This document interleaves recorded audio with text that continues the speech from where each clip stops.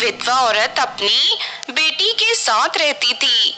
आरती दिन रात मेहनत मजदूरी करके पैसे इकट्ठे कर रही थी ताकि वो अपनी बेटी का एडमिशन एक अच्छे स्कूल में करवा सके। पर आखिरकार आरती की महीनों की मेहनत रंग लाती है और उसके पास इतने पैसे इकट्ठे हो जाते हैं कि वो आसानी से अपनी बेटी का एडमिशन अच्छे स्कूल में करवा सके। फिर एक दिन आरती अपनी बेटी को लेकर शहर की स्कूल में चली जाती है और वहाँ उसका एडमिशन करवा देती है। सारी कार्रवाई खत्म होने के बाद आरती अपनी बेटी को लेकर गांव लौटने लगती है। तभी आसमान में काले बादल छा जाते हैं। माँ, लगता है बारिश होने वाली है। हमारे पास तो छतरी भी नहीं है, अब हम क्या करें? चिंता मत करो बेटी, जंगल के बीच एक शॉर्टकट रास्ता है, उससे हम जल्दी गांव पहुंच जाएंगे। उसके बाद दोनों माँ बेटी जंगल के रास्ते जाने लगते हैं। तभी उन्हें एक कुएं के पास विनीता नाम की औरत रोते हुए दिखाई देती है। अरे कोई मेरी मदद करो, मेरे बच्चे इस कुएं के अंदर गिर गए हैं, कोई उन्हें बाहर निकालो। ये सुनकर आरती अपनी बेटी के साथ विनीता के पास पहुंच जाती है। क्या हुआ तुम्हारे बच्चों को? मेरे बच्चे खेलते खेलते इस कुएं में गिर गए। देखो मेरा एक हाथ टूटा हुआ है, इसीलिए मैं अपने बच्चों को बाहर निकाल नहीं सकती। दया करके मेरे बच्चों की जान बचा लो। तभी आरती कुएं के अंदर झांक कर देखती है। विनीता के दोनों बच्चे जोर जोर से रो रहे थे। चिंता मत करो, मैं कुएं में उतरकर उन दोनों को बाहर ले आऊंगी। उसके बाद आरती कुएं में उतर जाती है, लेकिन जैसे ही वो दोनों बच्चों के पास पहुंचती है कि तभी वो दोनों बच्चे उसे पकड़ लेते हैं और अगले ही पल वो दोनों भूतिया बच्चों के रूप में बदल जाते हैं। अरे वाह माँ, ये औरत तो बहुत मोटी ताजी है, इसका मांस खाने में बहुत मजा आएगा। हे भगवान, मेरे साथ धोखा हो गया। ये मैं कहाँ फंस गई? ये दोनों तो भूतिया बच्चे हैं। अरे नहीं, ये दोनों तो मेरी माँ को खा जाएंगे। अब मैं अपनी माँ को कैसे बचाऊं? तू अपनी माँ को बचाना चाहती है ना? तो जा कुएं के अंदर। इतना कहकर विनीता पिंकी को कुएं के अंदर फेंक देती है। फिर विनीता एक चुड़ैल के रूप में बदल जाती है।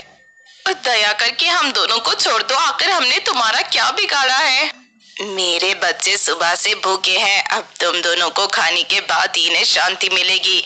चलो मेरे प्यारे बच्चों, जल्दी से इन दोनों को मारकर खा जाओ। उसके बाद विनीता चुड़ैल के दोनों बच्चे आरती और पिंकी को मारकर खा जाते हैं। इस तरह विनीता चुड़ैल हमेशा लोगों को धोखा देकर उन्हें अपने भूतिया बच्चों के हवाले कर देती थी। देखते ही देखते बहुत सारे मासूम लोग विनीता चुड़ैल के धोखे का शिकार होकर अपनी जान गंवा बैठे थे। इस तरह कुछ दिन बीत जाते हैं।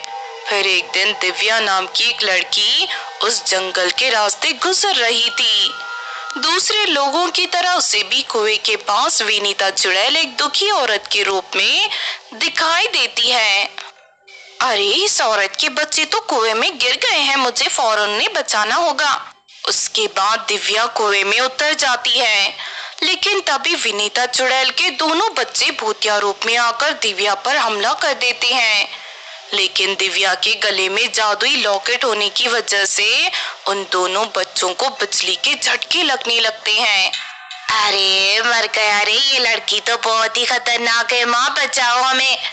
विनीता चुड़ैल फौरन कुएं के अंदर जाकर दिव्या पर हमला कर देती है, लेकिन अपने बच्चों की तरह उसे भी जोर से बिजली का झटका लगता है और वो तड़पने लगती है।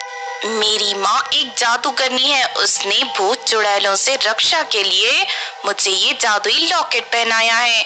तू और तेरे भूतिया बच्चे मेरा कुछ नहीं बिगाड़ सकते। उसके बाद दिव्या उन तीनों को पकड़कर अपनी माँ के पास ले जाती है। अच्छा, तो जंगल के रास्ते जितने लोग गायब हुए हैं उसके पीछे इन तीनों का हाथ है। हाँ माँ, इन तीनों को कोई ऐसी सजा दो कि ये दोबारा किसी मासूम की जान न ले सके। नहीं नहीं, हमें कोई सजा मत दो, हमें छोड़ दो, हम तीनों यहाँ से बहुत दूर चले जाएंगे। तेरे ये मगरमच्छ के आंसू देखकर मैं नहीं पिघलने वाली बेटी, जा अंदर से मेरा कांच का जादुई बर्तन ले आ। उसके बाद दिव्या कांच का जादुई बर्तन ले आती है। फिर दिव्या की माँ मंत्र पढ़कर उन तीनों को हमेशा के लिए उस कांच के बर्तन में कैद कर देती है। इस तरह विनीता चुड़ैल और उसके भूतिया बच्चे हमेशा के लिए उस कांच के बर्तन में कैद हो जाते हैं। उस दिन के बाद से उस जंगल के रास्ते जाने वाले किसी भी मुसाफिर को अपनी जान गंवानी नहीं पड़ती थी।